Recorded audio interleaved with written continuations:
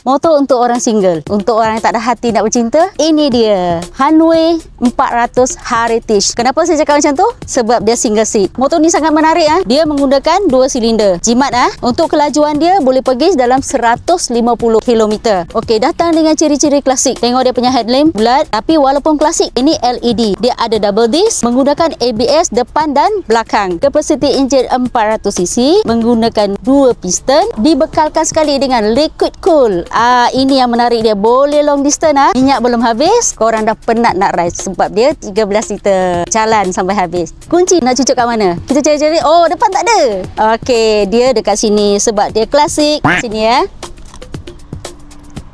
meter dia datang dengan gabungan analog dan digital. Dia ada paparkan gear display dan fuel bar display. Datang dengan 2 exhaust kiri dan kanan. Riding position memang selesa. Tak ada masalah untuk cornering sebab dia tayar belakang ni 150 80 16. Okey, untuk tayar depan 130 90 16. So kalau nak cornering tak ada masalah, comfortable. Tayar 150 cm. Tengok saya buat kaki macam mana.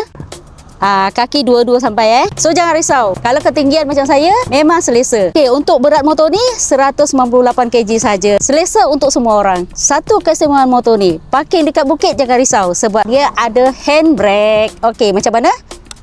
Okey, dah ada bunyi tu, lepas. Lepas tu kalau kita nak riliskan dia, just tarik, dia akan pergi. Okey, last kali, mari kita dengar bunyi dia.